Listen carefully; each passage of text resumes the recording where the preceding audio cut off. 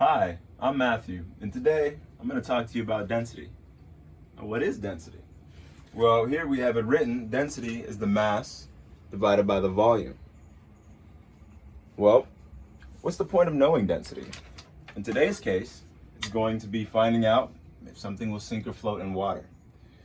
Now, the density of water is 1 gram over centimeters cubed, or 1 gram over a milliliter, because a milliliter is the same as a cubic centimeter.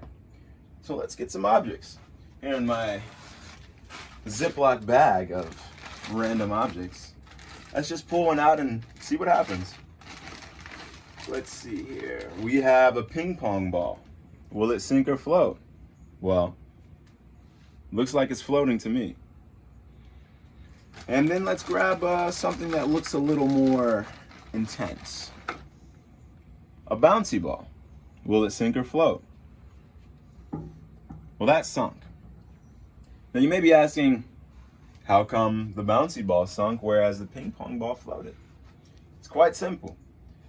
If the density of an object is greater than the density of water, then it will in fact sink. However, if the density of an object is less than that of water, it will float. In this case, it has to be above 1 to sink or below 1 to float. Now, as I showed you before, we have an equation to find density. So let's use this equation and find out if something will float through calculation before we make an observational experiment. So here we have a selection of cubes of different material. Let's go ahead with aluminum. Ooh, it's always so hard to get out with the wet hand. Gotta use a dry hand. And we have a scale. Now, scales, gram scales, very simple to operate. You just turn it on. You let it go through its startup. This one has a count up as opposed to a count down, but either way, it lets you know when it's ready. And whenever you use a gram scale and turn it on, you always want to tare it. Tare it sets the value of this gram scale to exactly 0. If there's a speck of dust, if there's anything that would change that value, it sets it to 0 so that it doesn't mess up your calculation. So let's weigh our aluminum cube. And on the weight, we have 46.26 grams. All right.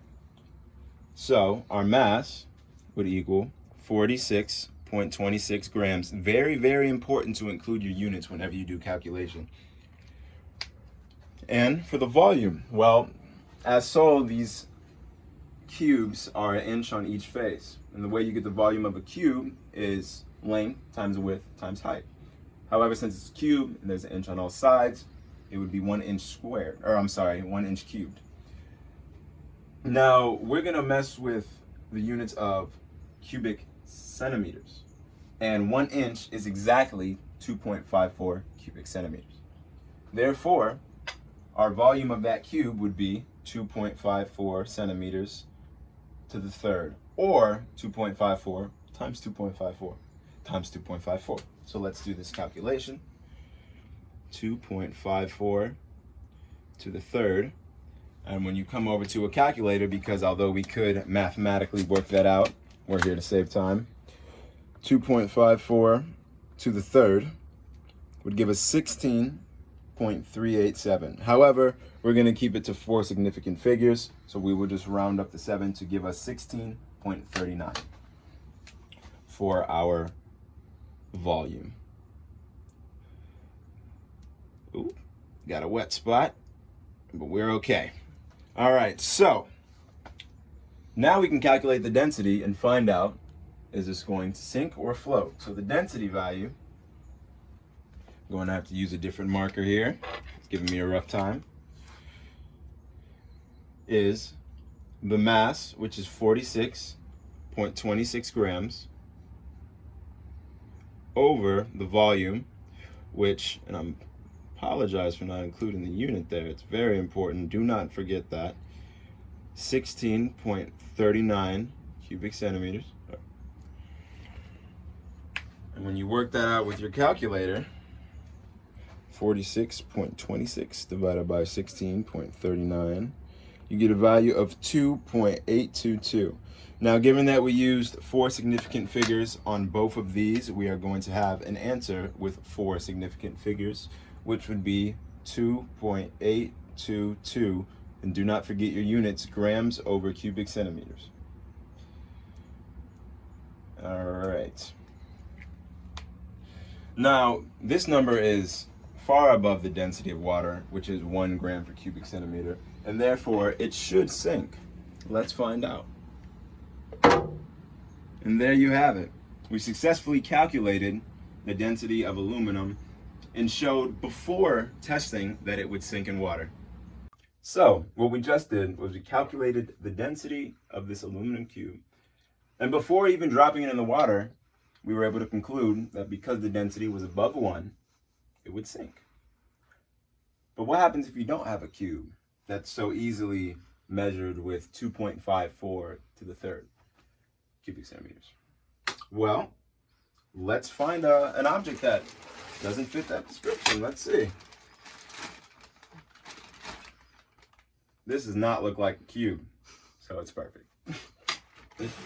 Let me tell you, the Ziploc bag of things, my favorite. So here we have our smiling man, and we're going to go through the same process of weighing him. Turn on our scale. We're gonna let it go through its process, its count up, as we call it. And after it counts up, we're gonna tar it. It's gonna be beautiful. Boom. Now it's set to 0. So our happy man is weighing in at a smooth 10.95 grams. And that is going to be our mass. But how are we going to find the volume of our happy man? He just looks so happy, but he doesn't know his own volume. Well, we have a solution.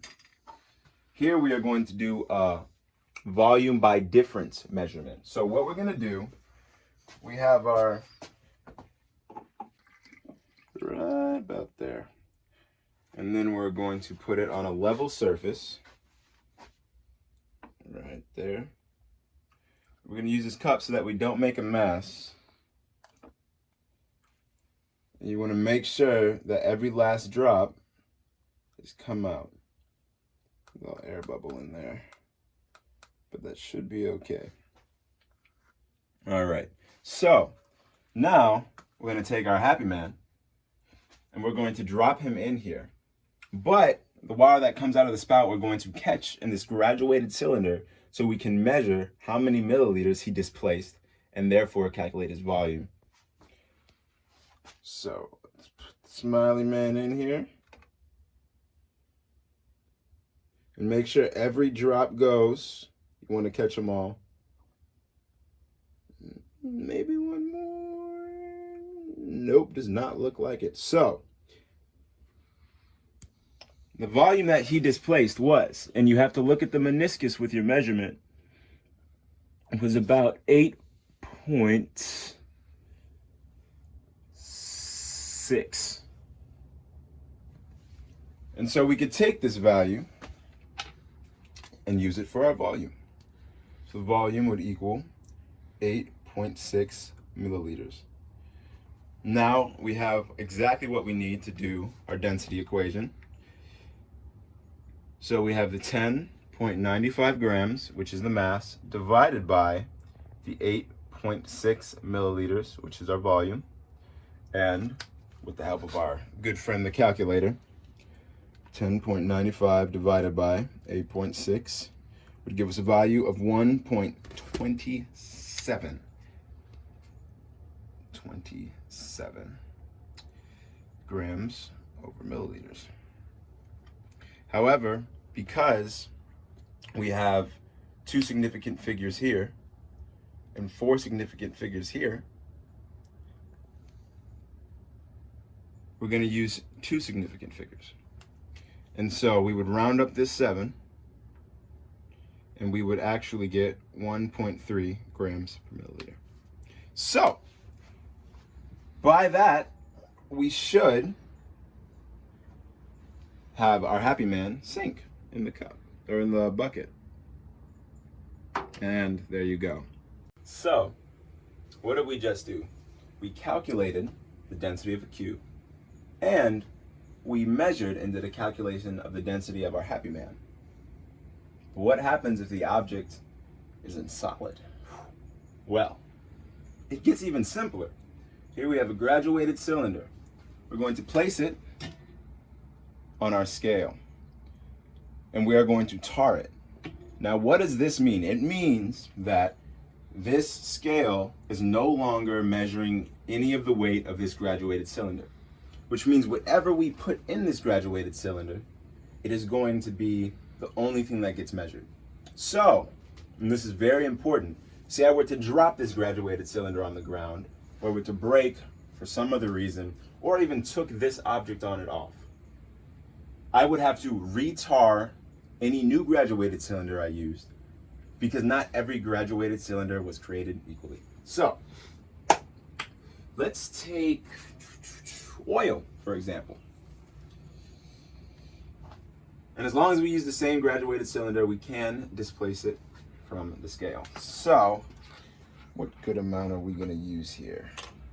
Gonna eyeball it. Yeah, that looks good. All right, so reading at the meniscus of our graduated cylinder, we have 38 milliliters. And our weight will be 34.39 grams.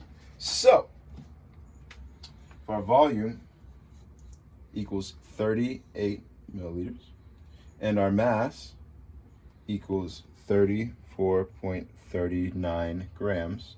And we do the calculation, mass over volume. And of course, again, always, always, always include your units. We are going to go to our calculator for this one. One of these days, I will do the math on the board. Today is not this day. So the mass of 34.39 grams divided by 38 milliliters will give us 0.905 grams over milliliters. However, because of significant figures, our answer is going to come out to 0.91 grams over milliliters. So this is our density. Well, our density, as we measured and calculated, is less than 1, which means this oil should float on this water. Let's see.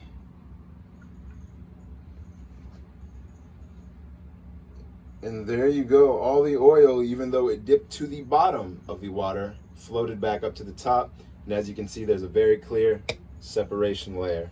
Anyways. So, what we just did is we calculated the volume. Nope.